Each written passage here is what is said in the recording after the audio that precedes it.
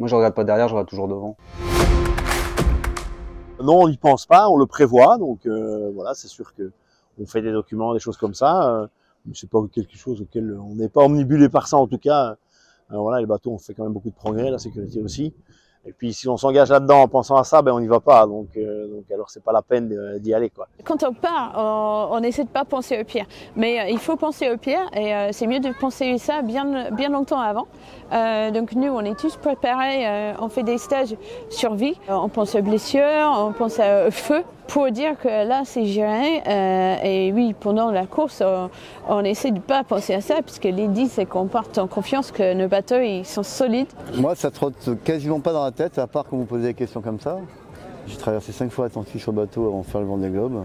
Donc il y a une part de risque, mais moi la part de risque, je pense plutôt au risque technique qui peut m'handicaper sportivement. Je pense pas au risque extrême. Tu vois, j'en parlais hier avec Eric Vigenel qui est cavalier. Il y a plus malheureusement de morts en équitation qu'en voile. Qu'en voile au Vendée Globe, finalement, il y a eu très peu de disparus. Alors je touche du bois, tu vois, mais la voile, c'est beaucoup d'anticipation. Moi, je regarde pas derrière, je regarde toujours devant. Et puis non, on n'est pas suicidaire. Hein. Voilà, on est des aventuriers, on est des sportifs, des compétiteurs avant tout, et on connaît les risques. Mais bon, est-ce que quand vous prenez votre voiture le matin, vous pensez à la mort en vous disant que je vais avoir un accident de la route, je vais peut-être pas revenir? C'est toujours une inquiétude de pas être là si jamais il le fallait, quoi. C'est ça que j'ai en tête en fait, c'est que ouais, s'il y avait un truc à gérer, bah voilà, je suis pas là, mais pas là du tout, quoi. Toute l'importance de la personne qui reste à terre, qui est sûrement stressée, j'imagine bien, on en a parlé après, mais qui ne fait pas trop ressentir son stress.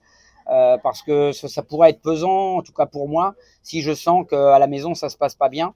Ça pourrait être très très compliqué à vivre. Il y a la famille qui reste à la maison, il y a beaucoup de skippers qui ont les enfants et c'est ça qu'on n'a vraiment pas envie, que notre enfant est malade pendant qu'on n'est pas là. Mais ça aussi on pense avant. Quand je parlerai de ma vie, quand je serai vieux avec mes petits-enfants, je penserai à quoi?